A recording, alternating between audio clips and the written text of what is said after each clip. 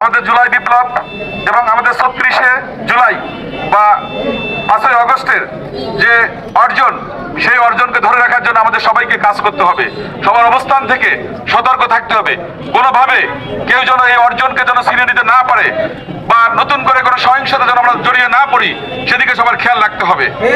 এখানে বিভিন্ন ধরনের লোক ষড়যন্ত্র করছে এবং বিশেষ করে যারা বৈষম্য বিরোধী আন্দোলনে যোগ দিয়েছিল, পরবর্তীতে সম্প্রতি তাদের কার্যকলাপ আমাদের অনেককেই মর্মাহত করছে, অনেকেই ব্যথিত করছে। এর সঙ্গে সবাই জড়িত নয় নিশ্চয়ই, হয়তো একটা গোষ্ঠী চেষ্টা করছে এই বিপ্লবকে তাদের মতো করে ব্যবহার করতে, তাদের মতো করে তারা ধান্দাবাজি করতে চাচ্ছে, সুযোগ সুবিধা নিতে চাচ্ছে। কিছু চাঁদাবাজ তৈরি হয়েছে যারা সর্বত্র চাঁদাবাজি করছে। এর সঙ্গে জুলাই বিপ্লবের কোনো সম্পর্ক নাই।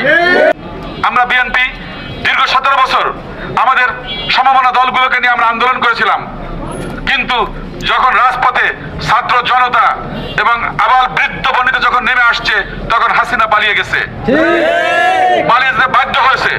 আমাদেরকে সতর্ক থাকতে হবে, এখান থেকে আমাদের শিক্ষা নিতে হবে। আগামীতে যেন এই ধরনের ফ্যাসিস্ট আর বাংলা দমিনে না হয়, সেটা আমাদের খেয়াল রাখতে হবে। আমরা চেষ্টা করব মানুষের যে প্রত্যাশা, সেই প্রত্যাশা পূরণের রাজনীতি করতে। আমাদের সন্তানরা যারা দেশের জন্য জীবন দিয়েছে, আমাদের শিক্ষকরা যারা জীবন দিয়েছে, আমাদের মা বোন সহ যারা জীবন দিয়েছে রাস্তায়, তাদের সেই আত্মা শান্তি পাবে যদি আমরা সঠিকভাবে এই দেশটাকে করতে পারি। আগামীতে একটি সুখী সমৃদ্ধ বাংলাদেশ আমরা তৈরি করতে পারি। আমি বিএনপির একজন কর্মী হিসেবে বিএনপির প্রত্যেক পর্যায়ে নেতা কর্মীকে আহ্বান জানাবো, শুধু চিৎকার করে রাজনীতি করলে হবে না। আমাদের প্রিয় নেতা তারেক রহমান সাহেব যে দিক নির্দেশনা দিচ্ছে, সাম্যের বাংলাদেশ, ঐক্যের বাংলাদেশ, সেদিকে আমাদের আগাতে হবে। আমরা বিশ্বাস করি গণতান্ত্রিক দেশে বিভিন্ন দল থাকবে, মত থাকবে, পথ থাকবে, কিন্তু সবার উপরে দেশ। আমাদের নেতা বলেছে দিল্লি নয়, পিন্ডি নয়, সবার আগে বাংলাদেশ।